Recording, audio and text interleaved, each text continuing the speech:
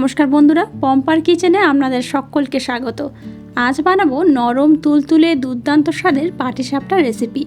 অনেকে বলেন পাটিসাপটা বানানো ভীষণ ঝামেলা, প্যানে আটকে যায় বা ভেঙেও যায়, কিন্তু আজ আমি যেভাবে পাটিসাপটা বানাবো দেখবেন একটাও প্যানে আটকাবে না আর ভেঙেও যাবে না। আবার অনেকে বলেন ননস্টিক প্যান না হলে নাকি পাটিসাপটা ঠিকঠাক হয় না। একদমই নয়। আজ আমি নর্মাল তাওয়াতে বানিয়ে দেখাবো যে কিভাবে পাটিসাপটা বানালে একটাও ভাঙবে না। আর এই পাটিসাপটাগুলো দেখতে যেমন সুন্দর হয়, খেতে তেমনই দুর্দান্ত হয়। তাহলে চলুন দেরি না করে আজকের পাটিসাপটার রেসিপিটা দেখে নেওয়া যাক। আজকে পাটিসাপটা বানানোর জন্য প্রথমে আমি একটা ব্যাটার বানিয়ে নেব। ব্যাটারটার জন্য দেখুন প্রথমে আমি নিয়েছি এই বাটির 1 বাটি মাপ করে আতপ চালের গুঁড়ি। একই বাটির মাপ করে দিয়ে দেবো এখানে 2 বাটি ময়দা।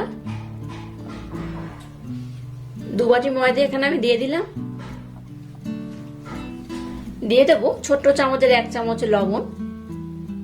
এবার শুকনো উপকরণগুলোকে একটু হালকা করে নাড়াচাড়া করে মিক্সড করে নেব। এবার এখানে দিয়ে দেবো লিকুইড দুধ, তবে লিকুইড দুধটা একটু গরম রাখবেন।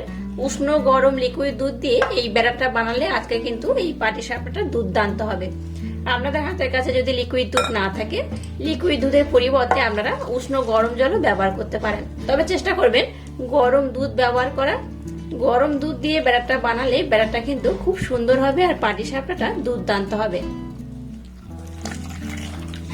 দুধের পরিমাণটা আমি এখানে কিন্তু বলে দিচ্ছি না, যতটা দুধ লাগবে আর যেমন উপকরণ নেবেন তার উপর ডিপেন্ড করে কিন্তু এই দুধটা ব্যবহার করবেন। ব্যাটারটা রেডি করার পর আমি আপনাদের দেখাচ্ছি ব্যাটারটার ঘনত্ব কেমন হবে আর কেমন ঘনত্ব হলে আজকের পাটিসাপটা একদম পারফেক্ট হবে আমি আপনাদের দেখিয়ে দেব। দেখুন আজকের পাটিসাপটা বানানোর জন্য ব্যাটারটা একদম রেডি হয়ে গেছে আর ব্যাটারটার ঘনত্ব কেমন হয়েছে আমি আপনাদের দেখিয়ে দিচ্ছি। এই দেখুন ঘনত্বটা কিন্তু এইরকমই হবে, খুব পাতলা নয় আবার খুব ঘনও নয়। দেখতেই পাচ্ছেন ঘনত্বটা কেমন হয়েছে। এবার ব্যাটারটাকে আমি ঢাকা দিয়ে 10 থেকে 15 মিনিটের জন্য রেস্টে রেখে দেবো। 10 থেকে 15 মিনিট পর আমি আপনাদের সাথে আবার নেক্সট স্টেপ শেয়ার করব।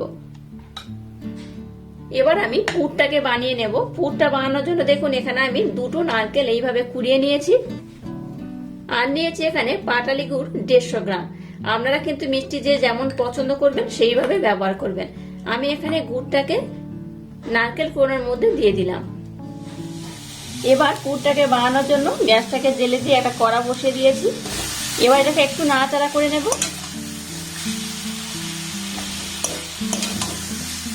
এবার দেখুন এখানে মিল্ক পাউডার মানে গুঁড়ো দুধ দিয়ে দেবো এই চামচে 2 চামচ।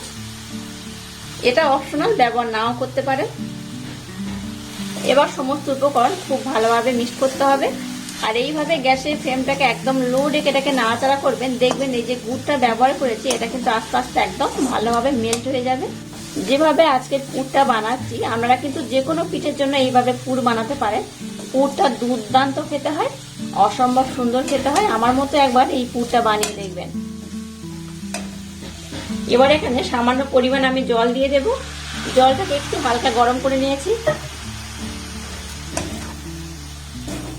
একটু জল দিলে কি হবে, এই গুড়টা কিন্তু মেল্ট হতে একটু তাড়াতাড়ি হবে। এবার গ্যাসের ফ্লেমটাকে লো টু মিডিয়াম রেখে একদম পারফেক্ট একটা পুর বানিয়ে নেব। পুরটা বানানোর পর আমি আপনাদের দেখাচ্ছি পুরটা কেমন হবে। দেখুন পুরটা কিন্তু বেশ অনেকটা মাখো মাখো হয়ে গেছে। এবার এখানে এলাচ পাউডার দিয়ে দেবো এই চামচের 1/2 চামচ। এলাচ পাউডার দিলে কি হবে, এই পুরটার স্মেলটা কিন্তু সুন্দর হয়। আর পুরটাকে কিন্তু একদম ঘন করে জাল দেবেন না, মানে একদম শুকনো করে জাল দেবেন না, একটু এইরকম মাখো মাখো থাকবে। এইভাবে কিন্তু এটাকে নামিয়ে নিতে হবে। পুরটা যদি একটু মাখো মাখো থাকে তাহলে কিন্তু পাটিসাপটাগুলো খেতে দুর্দান্ত হয়। দেখুন পুরটা একদম রেডি হয়ে গেছে। এবার আমি গ্যাসটাকে বন্ধ করে দিলাম। এবার দেখুন গ্যাসটা জেলে দিয়ে একটা তাওয়া বসিয়ে দিয়েছি। তাওয়াটাকে খুব ভালোভাবে প্রথমে গরম করে নিয়েছি। এবার এর মধ্যে আমি দিয়ে দেবো ঘি। আপনারা চাইলে কিন্তু ঘির পরিবর্তে তেলও ব্যবহার করতে পারেন। এবার একটা ব্রাশের মাধ্যমে চারধারটাকে আমি খুব ভালোভাবে ব্রাশ করে দেব। এবার 1 হাতা ব্যাটার আমি এর মধ্যে দিয়ে দিলাম আর হাতাটার মাধ্যমে এটাকে আস্তে আস্তে একটু স্প্রেড করে বড় করে নেবেন। দেখুন কত সুন্দর হয়েছে। আপনারা অনেকে বলেন কিন্তু যে নর্মাল কড়াতে বা তাওয়াতে ঠিক সরু চাকলি বা পাটিসাপটা ঠিকঠাক বানানো যায় না। দেখুন নর্মাল তাওয়াতে কত সুন্দর একটা পাটিসাপটা আমি আপনাদের সাথে শেয়ার করছি। দেখলেই বুঝতে পারবেন এটা কতটা সুন্দর হবে। দেখুন এটার উপরটা কিন্তু বেশ ভালোভাবে কিন্তু হয়ে গেছে। এবার পুরটাকে আমি দিয়ে দেব। আর পুরটা কিন্তু কম বেশি করে দিতে পারেন, আপনারা যেমন পুর পছন্দ করবেন সেইভাবে কিন্তু দিয়ে দেবেন। তবে চেষ্টা করবেন পুর একটু বেশি দেওয়া, তাহলে কিন্তু পাটিসাপটাটা খেতে খুব ভালো হবে। দেখুন পাটিসাপটা কিন্তু একটাও ভাঙবে না, কত সুন্দর হয়েছে দেখুন। এই দেখুন একদম সাদা, দেখতে কত সুন্দর হয়েছে, দেখে বুঝতেই পারছেন।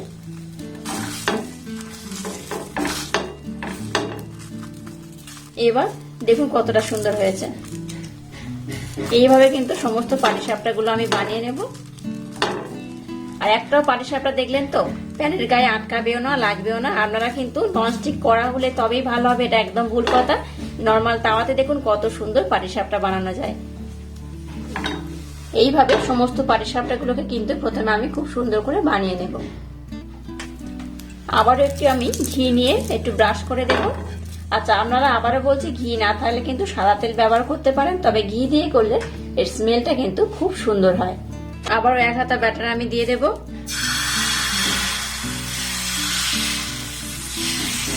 আমি যেভাবে ব্যাটারটা বানিয়েছি বা যেভাবে এটা বানাচ্ছি আমার মতো ট্রাই করে দেখবেন। প্রত্যেকটা পাটিসাপটা কিন্তু খুব সুন্দরভাবে এই তাওয়া থেকে উঠে যাবে আর খুব সুন্দর দেখতে হবে, খেতে হবে দুর্দান্ত। আবার এই উপরের দিকটা আমি একটু ভালোভাবে হতে দেব। উপরটা দেখুন খুব ভালোভাবে হয়ে গেছে। আবার আমি পুর দিয়ে দেব।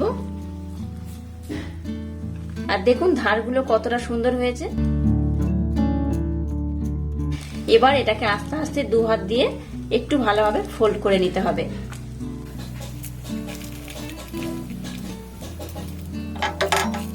এই দেখুন কতটা সুন্দর হয়েছে। দেখুন প্রত্যেকটা পাটিসাপটা কিন্তু এতটাই সুন্দর হবে।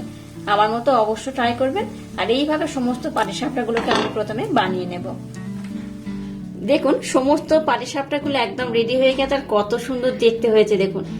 দেখুন কতটা সুন্দর, কতটা দুর্দান্ত সাদা হয়েছে। দেখুন একদম ধপধপ করছে। এইরকম কিন্তু সুন্দর করে যদি ব্যাটারটা বানান, পাটিসাপটাগুলো কিন্তু এইরকমই সুন্দর হবে।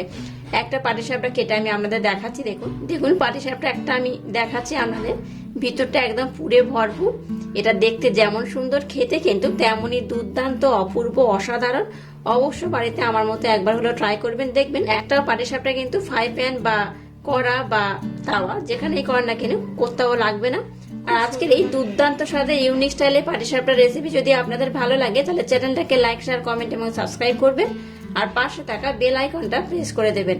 তাহলে টাটা, আবার দেখা হচ্ছে নতুন কোনো রেসিপি নিয়ে।